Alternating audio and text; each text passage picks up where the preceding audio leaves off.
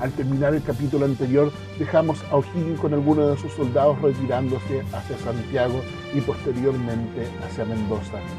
Pero mientras estos defensores, los que pudieron montar, salieron de la plaza por el sur, por la trinchera San Francisco, entraban violentamente los escuadrones del regimiento Talaveras. Minutos más tarde, la plaza y todas las calles de Rancagua estaban invadidas por los realistas que entraban por todos lados, furiosos y con ansias de vengar a sus compañeros muertos y con rabia por la larga resistencia de los patriotas.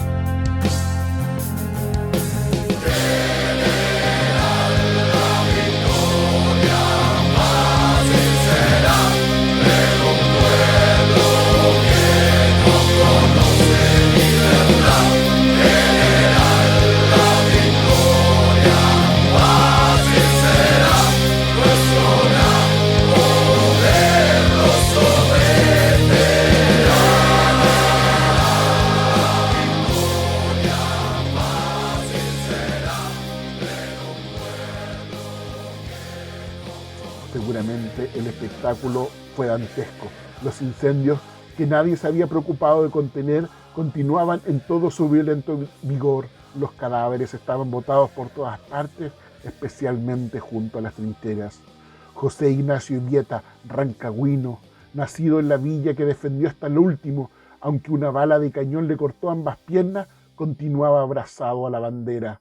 Sus compañeros se habían ido, pero él no pudo montar. Un grupo de realistas le pidió que se rindiera, a lo que el abanderado se negó terminantemente, tratando de herirlos con la espada que apenas sostenía en una mano. Así murió sobre los restos de la trinchera de San Francisco.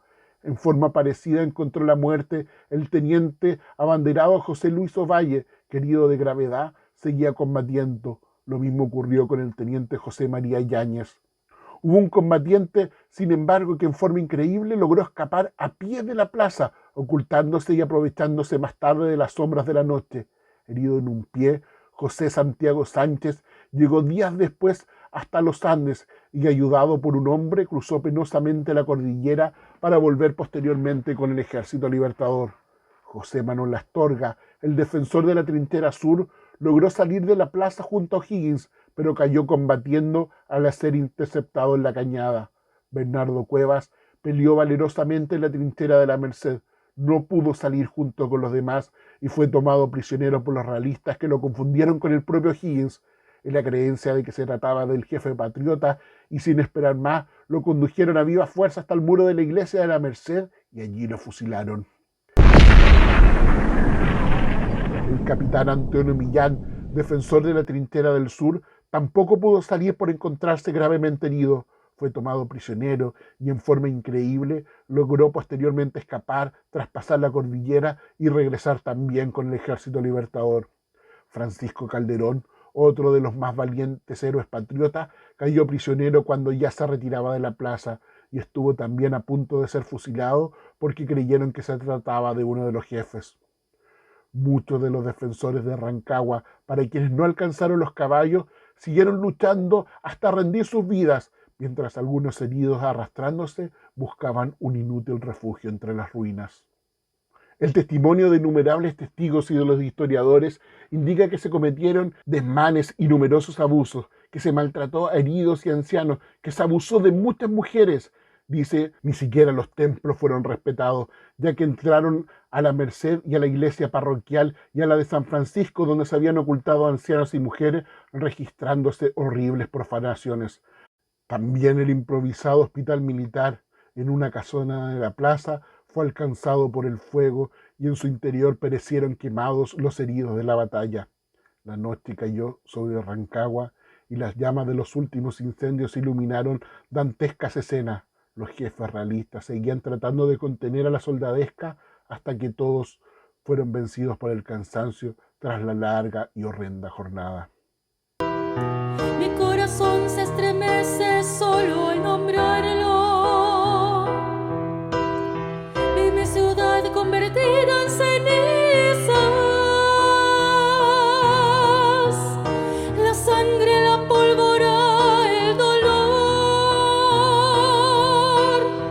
Ellos saben de nuestro temor y lo sienten.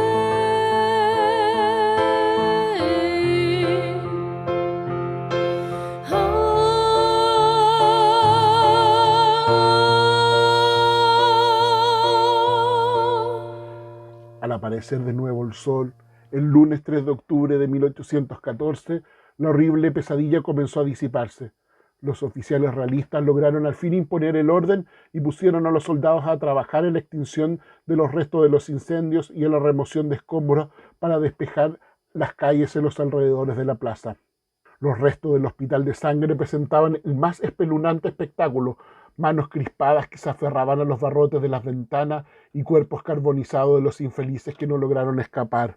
En la macabra tarea fueron rescatados entre estos escombros alrededor de 30 cadáveres. Nunca se podrá saber exactamente cuántas personas murieron en la sangrienta batalla. Hay que recordar que las tropas de O'Higgins, al iniciarse el combate, ascendían aproximadamente a 1.750 hombres y que solo lograron escapar el 2 de octubre alrededor de 300. Es de presumir que, restando los prisioneros, que no fueron muchos, tienen que haber muerto alrededor de 1.200 soldados patriotas. Tampoco se puede saber cuántos fueron los vecinos de Rancagua que se sumaron a la defensa, y menos tenemos relación de cuántos fueron los soldados realistas muertos. En el parte oficial de Osorio se minimizan las pérdidas en forma realmente absurda. Es posible que el general español haya contabilizado únicamente a algunos de los miembros del ejército español peninsular. También murieron muchos civiles habitantes de la villa. Un cálculo prudente puede hacer subir el número total de muertos a por lo menos unas 2.000 personas. El primer problema grave de Osorio fue el sepultar los cadáveres, muchos de los cuales ya tenían más de 48 horas sometidos a días calurosos. Los oficiales españoles muertos tuvieron prioridad para ser sepultados en el templo de San Francisco. La iglesia de San Francisco estaba ubicada en aquel entonces en la esquina de las actuales calles Estado e Ivieta, lado suroriente, con frente a la actual plazuela del Instituto Higgins.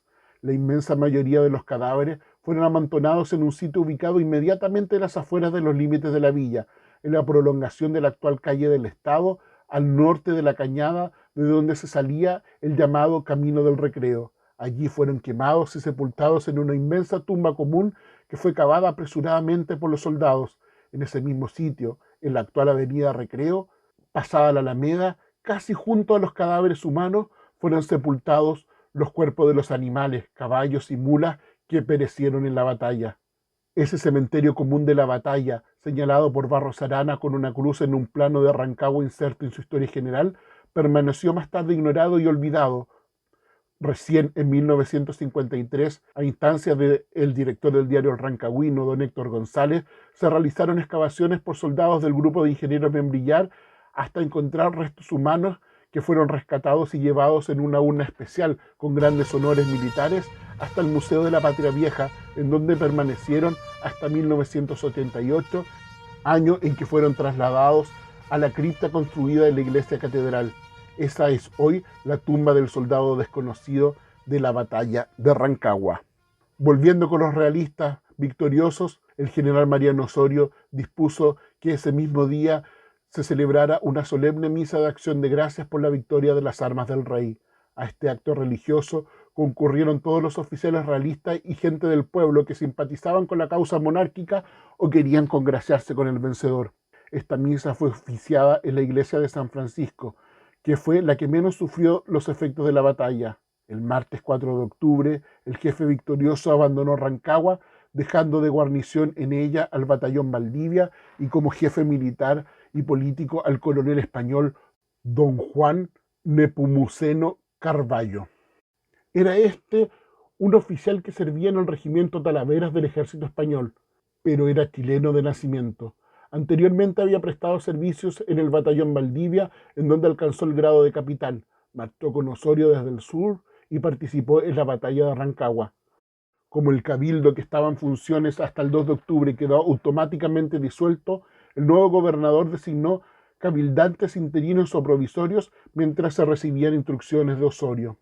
A fines de octubre se recibieron órdenes del gobernador para que el cabildo, como todos los del reino, se constituyeran como tribunales de vindicación, con la tarea de recibir de todos los habitantes las pruebas de lealtad y fidelidad al rey de España. Quienes se presentaban recibían una especie de sentencia que fue llamada cédula de purificación, que les servía a su vez para que el nuevo gobierno pudiera dictar un decreto en su favor que hacía las veces de salvoconducto. pero la mayor preocupación era sin duda la de remover los escombros y tratar de levantar viviendas destruidas y atender a los centenares de heridos que dejara el vendaval bélico. Tan penosa tarea no daba tiempo ni siquiera para llorar a los muertos, sepultados por centenares en la enorme fosa común a pocos metros de la cañada al norte de la calle del Rey. Como las arcas fiscales estaban vacías, una de las primeras medidas que adoptó el nuevo gobernador fue decretar impuestos extraordinarios que tendrían que pagarse en el carácter de forzoso en todo el país. En los primeros días del mes de mayo de 1815, el Cabildo de Rancagua recibió la orden de confeccionar, de acuerdo con el jefe militar del partido, una lista de los ciudadanos a los cuales se les podía imponer contribuciones extraordinarias. Como es fácil de comprender, a quienes se les iba a exigir más era a todos aquellos que ya estaban calificados como insurgentes y que se llamaban a sí mismos patriotas. Como todos saben, la historia continúa en Mendoza, donde se organiza el llamado Ejército Libertador, que posteriormente retoma Chile y expulsa finalmente del país a los realistas. Ya como director supremo, O'Higgins reconoce el gran temple y el gran papel que tuvo Rancagua en la historia al concederle al pueblo el título de ciudad. Y como dato anecdótico también podemos mencionar que el Ejército Libertador del Perú, el que partió con San Martín, se organizó en los terrenos de Rancagua. Muchas gracias por habernos escuchado en nuestro primer podcast con la historia de la batalla de Rancagua. Si este podcast le va bien, tiene buenos comentarios y es escuchado, seguiremos haciendo nuevos relatos de la historia de nuestra ciudad. Muchas gracias por escucharnos y por el interés que muestra por conocer la historia de Rancagua. Por lo pronto, seguiremos diariamente entregando las historias cotidianas de nuestra ciudad a través de su diario El Rancagüino. Síganos en www.elrancagüino.cl o en nuestras redes sociales en Facebook, Twitter o Instagram. Muchas gracias por su preferencia. Una historia, una batalla en tu corazón que muere en el medio del camino a la libertad. Tu sacrificio fue heroico. Esta tierra